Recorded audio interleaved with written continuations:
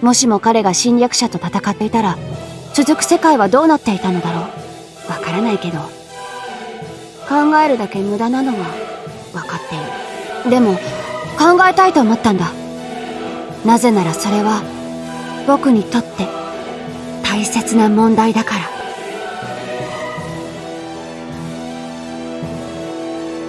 君に再び出会いたいというそれだけが私の愛した唯一の基地。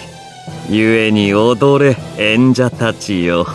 万象私の描いた喜劇の中で至高の結末へと導いてくれ。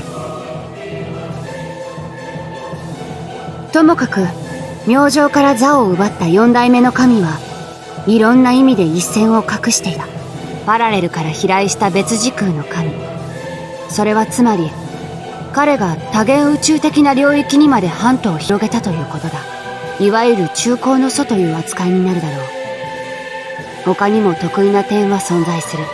時間軸の操作という明星の所業に端を発したこの四代目は始まりと終わりが混在している存在だった。時間の流れが直線じゃなく輪を閉じて完結している。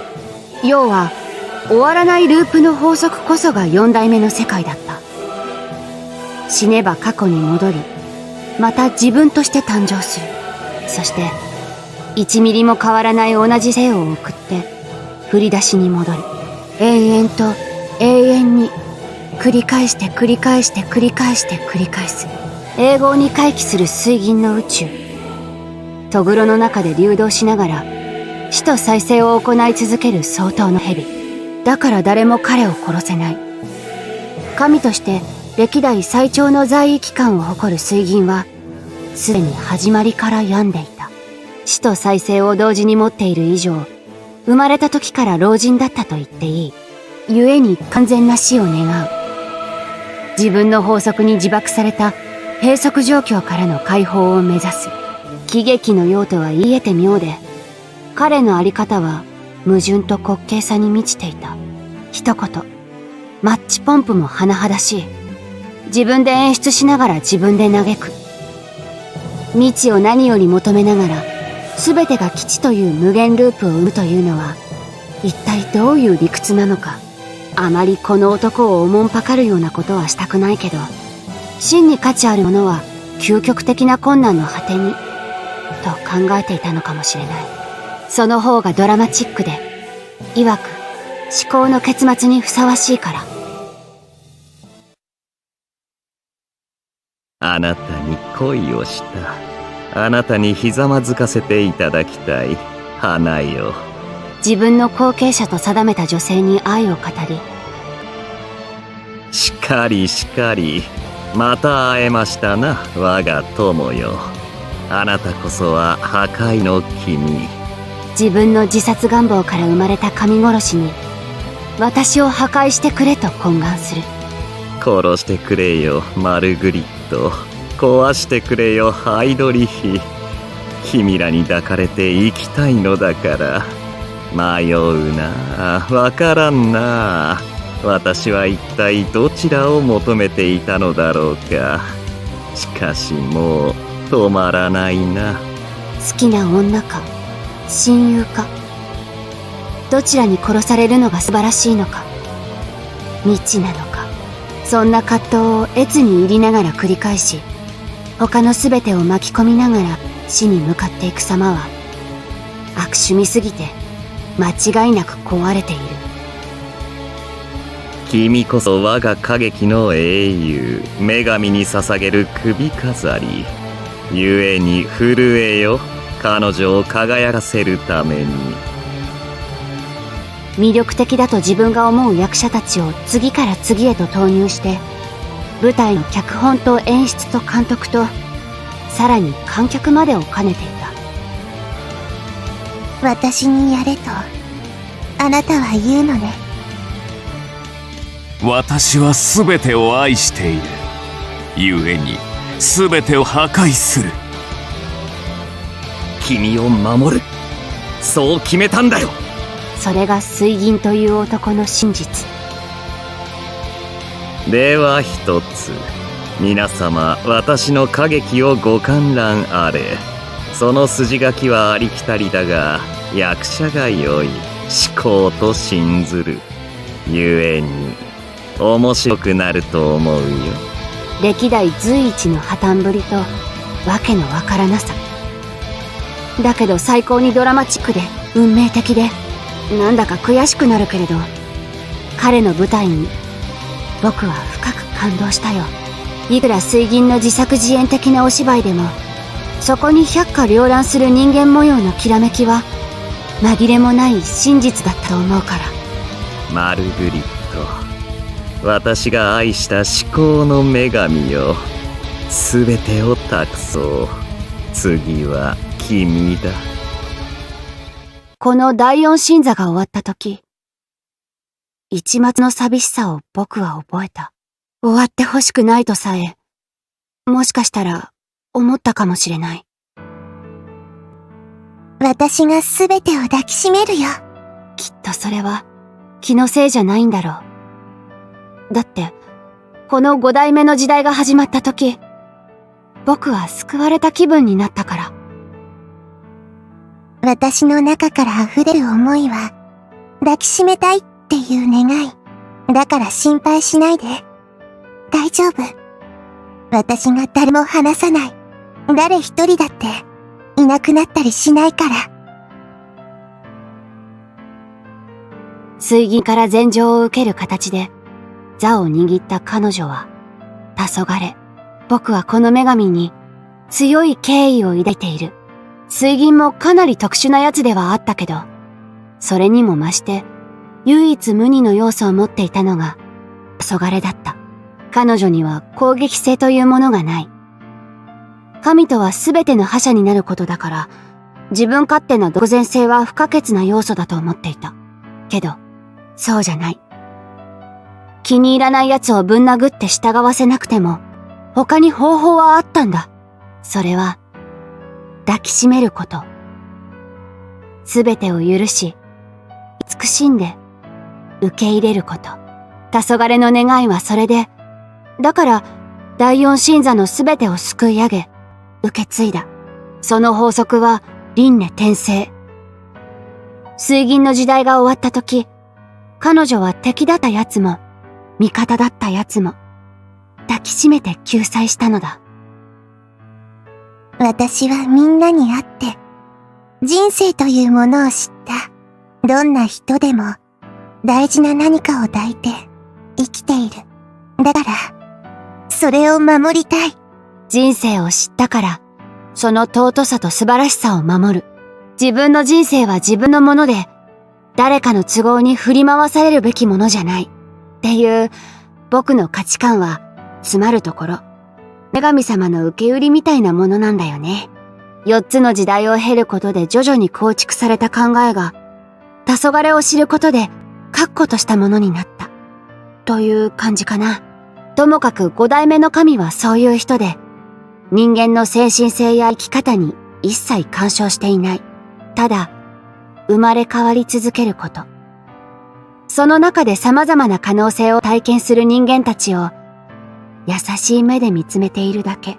言ったように、攻撃性というものは皆無だから、輪廻の中には第四神座の連中も存在していた。つまり水銀も、その破滅願望の化身である黄金も、黄昏の恋人だった刹那も、神は複数同時に存在できない。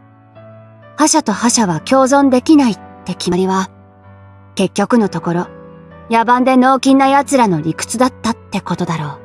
本当に最強なのは、女の人の愛と優しさ。お母さんの強さには、どんな荒くれだってかなわない。僕はそれが嬉しくて、羨ましくて。こんなところでポツンとしている自分が、少し、悲しくなった。ならせめて、ずっとこの時代が続けばいいと願おう。心から、そう思っていたんだけど。ある日、ふと気づいた時から不快だった。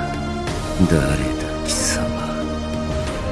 ゴミが俺に触っている。どうしてあんなことになったのか。分かりたくなかったけど、分かってしまった。黄昏は人の心や生き方に干渉しない。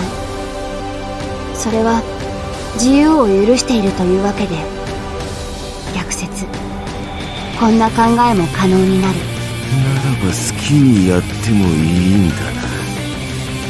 ぶっ壊してもいいんだな。そういう考えに達した連中がいたんだよ。そいつらは一言で言えば不幸な奴らで、かなり歪な人生を送っていた。それは黄昏のせいじゃない。彼女は運命を管理なんかしないから、狙って幸不幸を与えるような人じゃないんだ。連中もそのことは分かっていたけど、分かった上で反逆した。世界の転覆、第五神座という意味だけじゃなく、全てをひっくるめた法則そのものを粉砕しようとした。狂信者の群れ、奴らの主会が放った言葉を僕は忘れることができない。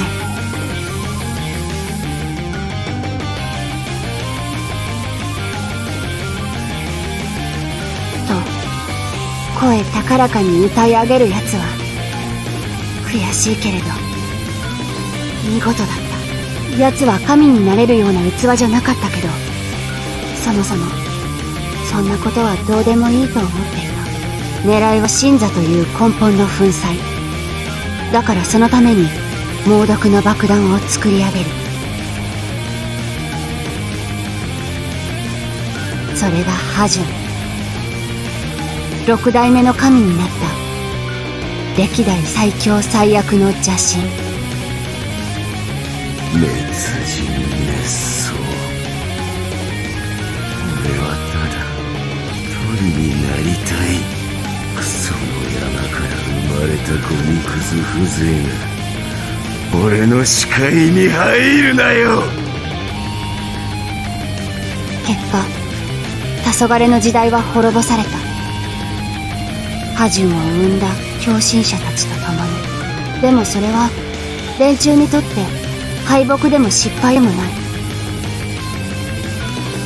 サンサーラ・バルティンと名乗っていたあの教団が目指していたのは神座システムそのものの破壊だから、ハジュンにはそれが可能だった。この邪神が頂点に立てば初代から続いてきた歴史を終わらせることができる。なぜなら第六神座の法則は自分以外を皆殺しにするというものだったから。全宇宙の全生命がこの世に存在するのは自分だけでいいというハジュンの道理に染まった結果、狂乱の殺し合いを始める世界、天狗道というこの断りが発動すれば、多分数日以内にみんな滅ぶ。文字通りの滅人滅相。後に残るのはハジュンだけ。神座の代替わりも二度と起きない。そして僕も見つけ出され殺されてしまうだろう。ハジュンはそれくらい絶望的で、正直全ての終わりを覚悟した。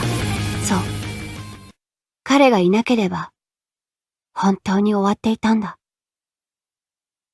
他は何も見えない、聞こえない、ただ忘れないだけだ。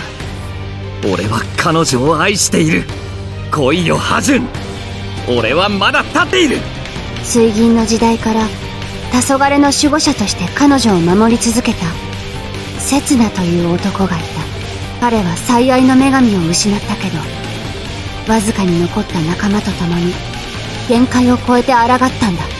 時間停止という究極の防壁を張り、天狗道の完成を食い止めたから致命的な事態は回避された。宇宙から見ればちっぽけな一つの惑星、その一国にあるさらに一地方、セツナが維持していた領域はたったそれだけだったけど、そのわずかな部分をくさびにして奇跡の大逆転を起こした。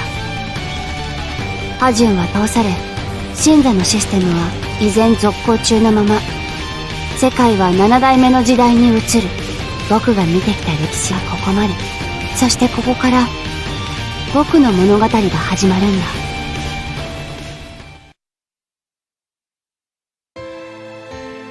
そういうわけでお別れだよ。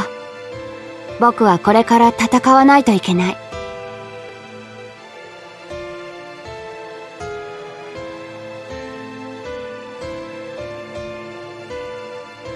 僕はコーハ。君のお姉ちゃんだよ。君の幸せのために頑張るから。本当にすごい気合い入れるから。この手を離したら全部忘れて。君の人生にいらないものは全部僕が持っていく。普通に楽しくのんきで甘酸っぱい青春とかを送るんだよ。いいね。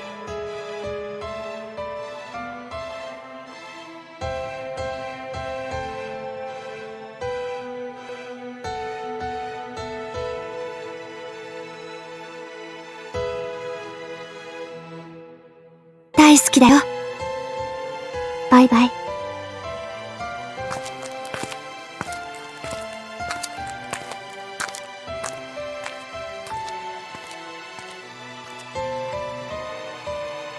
ここにいたのか。探したぞ。なんだよ、遅刻はしてないはずだろ。ほっといてくれないかな。あんたのことは嫌いなんだよ。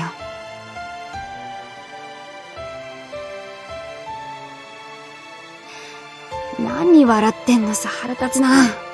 ああ、すまん。なかなかどうして、お前も育ったものだと思ってな。実に可愛いよ。コーハ。うん。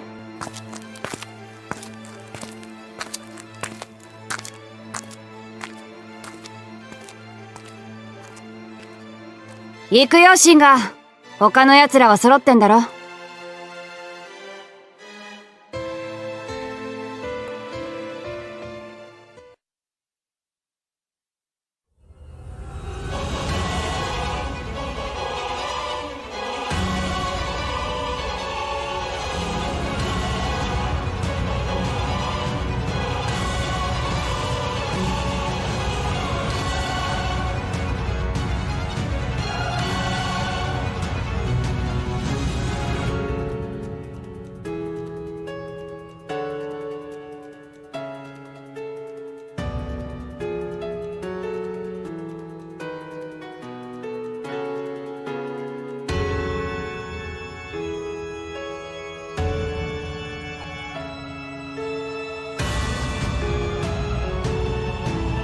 つまり御身、ミートラ殿と言ったかな、初代よ。ともかくあなたは多くを語る気がないとおっしゃる。我らの始まりである以上、最も事情に精通しているはずにもかかわらず。すまんな、四代目。私はいい男を前にすると饒舌になる悪癖があるので、本音は今すぐ話してやりたいところなのだが、残念ながらそうもいかん。戒律というものがあってだな。戒律？さて、それは一体どういうことかな？そこについてはお前から説明してくれんかね。無惨。私はお前と再び会えて大変嬉しい。ぜひとも久しぶりに声が聞きたい。